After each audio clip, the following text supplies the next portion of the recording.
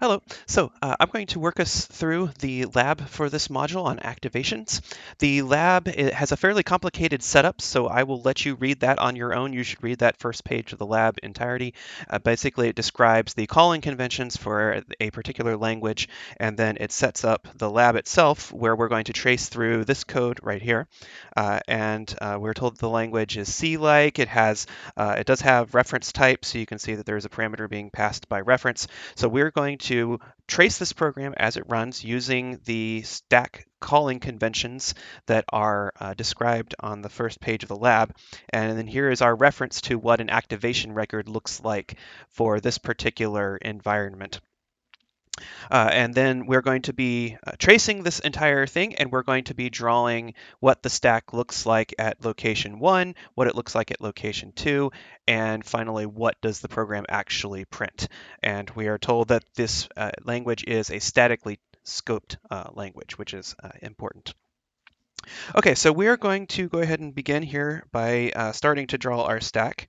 I'm actually going to draw it here. And we are going to, in this solution, we are going to draw the stack growing upwards. This is how your textbook does it in this course. You may remember that from the video for the lecture for this module, I had the stack growing downwards. That is the way that we typically draw it in systems courses. So like in 261, that's how we had it. We had the stack growing down from the high addresses down to the low addresses. But your textbook has it growing the other direction, so I'm going to work this lab using that notation. And so I would encourage you to use that for this module, but of course, just be aware that in many cases, we draw these diagrams slightly differently depending on what we care about. So here we need to begin with a stack frame or an activation record for program P. Nothing really called P in a sense that we want to track here. So there are no parameters, there's no return value, no links, no return address. There is a local variable though, right? So we have variable X, which is being defined here inside of the program P. So we are going to have one slot on the stack for this local variable X. We could denote types here if we wanted to, so we could say :int, but I'm not going to do that because it will make the diagram a little complicated. So we don't have a value for it yet, so we're just going to draw a slot that is big enough for it. And so this is the activation record for P. Okay, so what happens inside of P? Well, the first thing we do is we set X. So now we have a value for X. So X is 3. And then we call A. So now we need an activation record for A. So we will have a return address for A, and the return address is going to be this line right here. Now, if you read the setup carefully, you'll note that we are using line numbers for this, not machine code addresses, and so we're actually going to keep track of the line we're going to return to the same line where the call happened. And that's important because unlike in machine code, there could be other things that need to happen. So for instance, up here, you can see that we'll need to do this call to F, but we will also still need to come back and do this addition operation before we move on from that line of code. So just keep in mind that when you're doing this at the machine code level, like we did in 261, we would return to the address of the next instruction. But here we are going to just denote, when we denote the return address in our stack diagram here in 430, we're just going to use the line number of the line where we made the call, because there might be other things on that line. Okay, so what that means is that it is going to be line 31 that we want to go back to. So that is our return address, again, with that caveat. And then we're going to have a static link and a dynamic link. So here's the static link, here's the dynamic link. And at this point, they're going to be the same because, well, P is the thing that called A. And if you look over here, P is also the scope that A is declared in. So if we zoom in here a little bit, we can see that A is declared inside of program P. So it's a nested subprogram. So what that means is that its static link is also going to be pointing to A. Um, all right, so do we need anything else? Well, A does not have a return value, so we don't need to save a slot for that.